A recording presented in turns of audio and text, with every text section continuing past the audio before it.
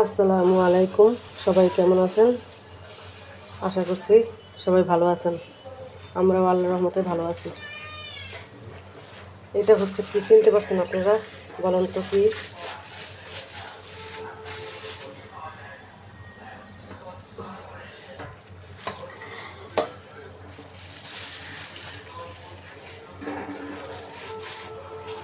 এটা হচ্ছে কচু শাক। কচু শাকটা খাওয়া হয়নি, সেদ্ধ করে রেখে দিয়েছিলাম।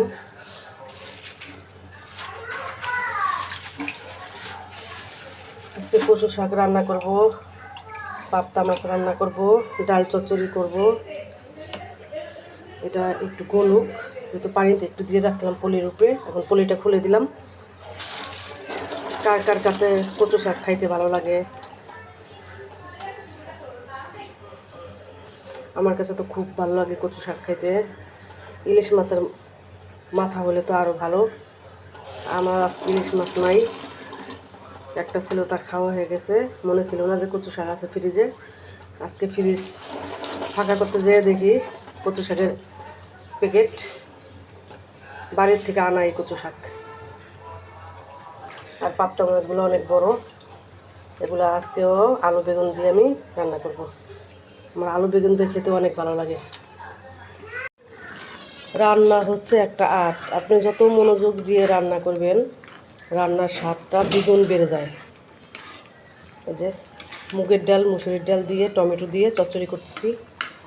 চচ্চড়ি করলে আমার থেকে অনেক ভালো লাগে।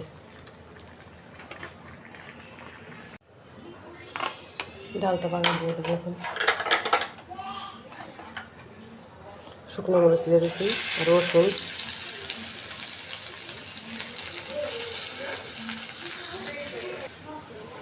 আর একটু জিরা দিব। ভাজা জিরাটা অনেক দাঁতের নিচে পড়লে, কামড় লাগলে অনেক ঘ্রাণ আসে, আবার মজাও লাগে। আমি সবসময় ডাল বাগানের ভিতরে একটু জিরা দেওয়ার চেষ্টা করি, আর শুকনো মরিচ। তো ডালটা খাইতে সেই স্বাদ লাগে। এই ডালটা তেলে দিয়ে দিলাম। আমার কাছে এরকম ডালটা খাইতে অনেক ভালো লাগে। ডাক্তার আমাকে এরকম ঘন করে ডাল খাইতে বলছে। রক্ত কম শরীরে, আমার রক্ত নাই। রক্ত বাড়ানোর জন্য অনেক চেষ্টা করতেছি, অনেক কিছু খাওয়ার মাধ্যমে চেষ্টা করতেছি, ওষুধের চেষ্টা করতেছি। জানি না আল্লাহ কী করে আমাকে। দোয়া করবেন আমার জন্য সবাই। বাটটা হয়ে গেছে, এখন টিকা দিব।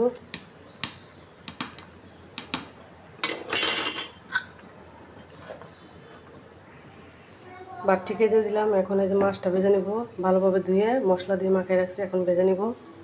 কড়াই দিয়ে দিছি বসে।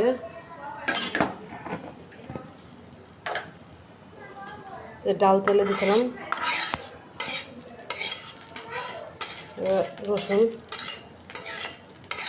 এটা ভিতরে ভেজে নেব।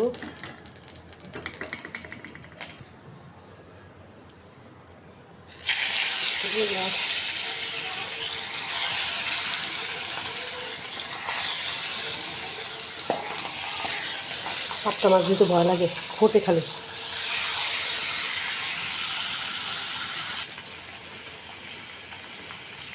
মাছটা ভাজা শেষ, তরকারিটা বসাই দিচ্ছি। পেঁয়াজ ভেজে নিতেছি। কী হয়েছে তোমার? চিল্লাচ্ছ কেন? আচ্ছা নিও না, আর নিও না। এই যে মশলা দিয়েছি, আদা, রসুন, ধনিয়া, হলুদ, মরিচ, লবণ। কষাই নেবে এখন মশলাটা।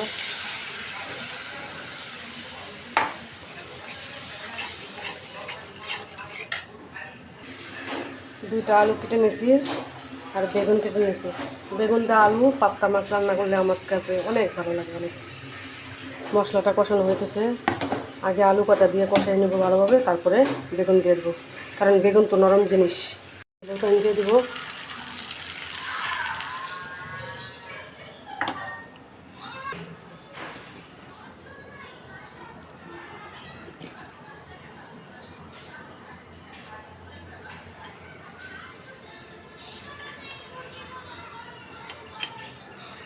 কারেন্টে এত জ্বালাইতেছে রে ভাই। কচু শাকটা ভাজি করবো এখন। দিয়ে দিলাম শুকনা মরিচ,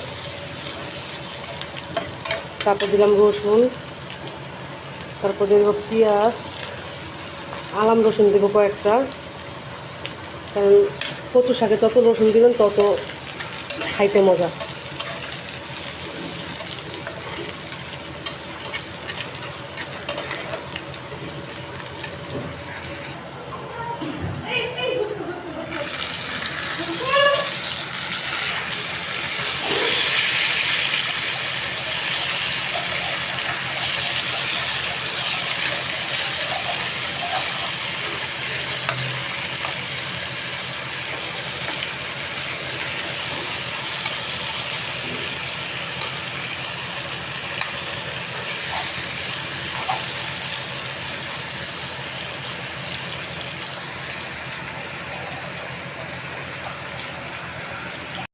কচু শাকটা তেলে দিয়ে দিছি, আলাম রসুনও দিছি কয়েকটা। কচু শাকের মজাই হচ্ছে রসুন, শুকনো মরিচ, তেল একটু বেশি পরিমাণে দিছি, কারণ কচু শাকে তেল লাগে, প্রচুর তেল।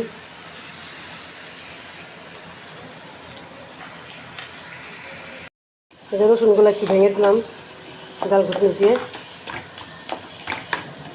কারণ আলাম রসুন তো আর গলবে না, এই জন্য গলায় দিলাম।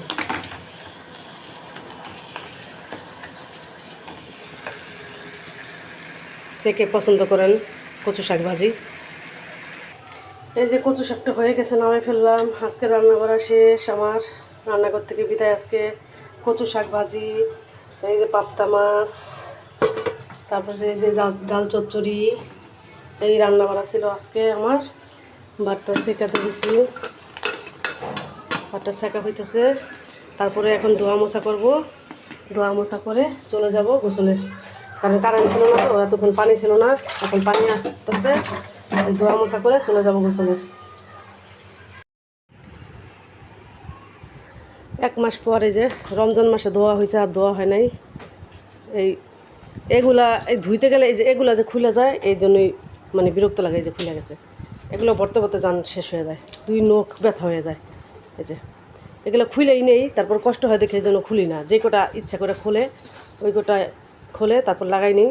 এই যে একটার থেকে কতটি খুলছে, এটা 5-6টা খুলে হচ্ছে। 2 রুমেরই পর্দাগুলো আজকে ধুয়ে দেওয়া হয়েছে, এখন এগুলো লাগাই নেওয়া হইব, পর্দা লাগানো হইব এখন। মাগরিবের নামাজ পড়ে নিলাম, আবার ছেলে মেয়েদের জন্য নাস্তা রেডি করতে হইব। 2 ঘরের এই পর্দা ধোয়া হয়েছে। বিড়ালটা দেখেন কি করতেছে, এটা যন্ত্রণায় মানে কোনো কাজ করে শান্তি পাই না। যেখানে একটু লড়াচড়া থাকবে ওখানে এই যে ইঁদুরের মতো খাপ করে থাকে। কী করে এই দেখেন একটা জিনিস দেখে, এই যে যখন লড়াচড়া পড়বো ওখানে খাপ পাতা, এই যে ইয়ের মতো খাপ পেতে থাকবো।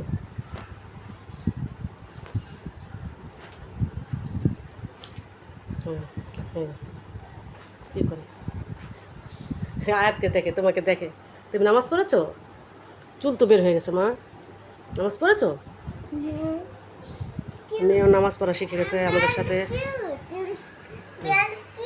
হ্যাঁ, বিলাল কিউট। এই যে এখন এগুলোর সাথে খেলবে।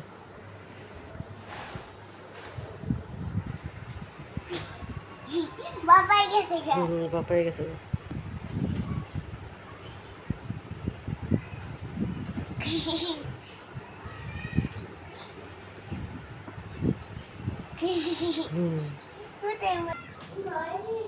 পানিটা বলক এসে বসে, নুডলসটা দিয়ে দিব। এই যে নুডলসটা খেয়ে গেছি। নুডলসটা একটা লম্বা তো হবে না, এই জন্য আরেকটা মিষ্টি নুডলস নিয়ে নিলাম। আর আজকে সসেস দিয়ে রান্না করব। এই যে সসেস 2 প্যাকেট আনছিল আমার বোনের হাজব্যান্ড। আমার মনেই ছিল না যে 1 প্যাকেট ছিল ঘরে, এখন ফ্রিজে যা দেখি যে আছে, এই জন্য সসেস দিয়ে রান্না করবো নুডলসটা। এটা একটু হইলে তারপর ওটা দেবো, কারণ ওটা যেহেতু আরও নরম, দুটা মিলে মিক্স করে রান্না করবো। এখন এটাও দিয়ে দেবো।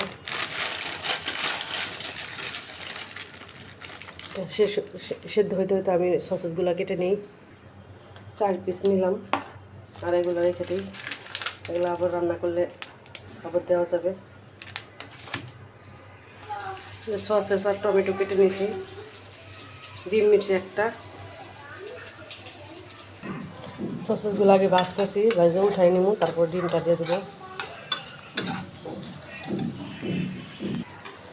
নুডলসটা মিক্স করে নিয়েছি, কিন্তু একটা ভুল হয়ে গেল, ডিমটা দিতে মনে নাই। ডিমের জায়গায় ডিম রয়েছে, আমার নুডলস হয়ে গেছে। দেখুন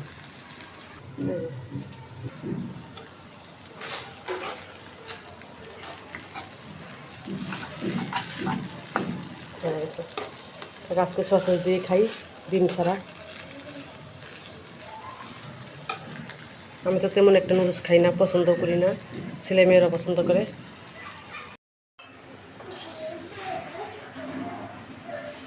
বিসমিল্লাহ।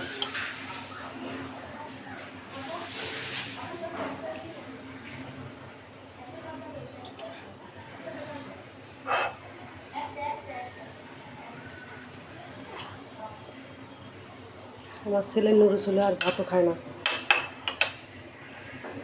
মেয়েকে দেবো, ছেলেকে দেবো। দেখেন একটা জিনিস বানাইতেছি, এটা কি বলেন তো? লাভ শেপ দিয়ে পাপোশ বানাচ্ছি। এই যে কাপড় কেটে নিছি, হয়তো এক এক লাইন করে হবে না, এক এক কালার দিয়ে। এই লালটা একটা কালার হয়েছে, এক লাইন দিয়ে দিছি পুরোটা, কারণ বড়ো করে বানাইতেছি তো। আমার পাপোশ ছোট ভালো লাগে না, বড়টাই আমার ভালো লাগে। এই যে এরকম এরকম সব দিকে কাপড় কেটে নিতে হবে। এই যে 3.5 ইঞ্চি করে আছে আমার সব দিকে, 3.5 ইঞ্চি 4 ইঞ্চি করে নিছি, বড় করে নিছি কাপড়টি। এখন এই ভাঁজকে দিতে হয়, এই যে এভাবে এভাবে ভাঁজ দিয়ে, এই যে এভাবে, এই যে কোনাটা হয়ে গেল। এই যে এটা পুরোটা সেলাই, তারপরে আপনাদের সাথে শেয়ার করব। 2টা বানাবো, আর একটা এই যে কাইটা নিছি, এই একটা এই শেপের কেটে নিছি। এই যে এটা চালের বস্তা, এটা আমার কাছে ছিল না, আমার মার থেকে নিয়ে আসছিলাম ঈদের টাইমে আসার সময়। এই যে এভাবে এটাও বানাই নেব আমি, এই কাপড় দিয়ে, নাহলে শপিং ব্যাগ দিয়ে। কেমন লাগবে আপনাদের কাছে কমেন্টস করে জানাবেন। ভালো লাগলে আমাদের ভিডিওটা সাবস্ক্রাইব করবেন, চ্যানেলটা লাইক শেয়ার কমেন্টস করতে ভুলবেন না। আর বেশিরভাগ আপনাদের বলা আমার চ্যানেলটা সাবস্ক্রাইব করবেন। আজকের মতো এই পর্যন্তই, দেখা হবে পরবর্তী ভিডিওতে। আর আপনাদের সাথে তো এটা শেয়ার করবই পরে বানানোর পর।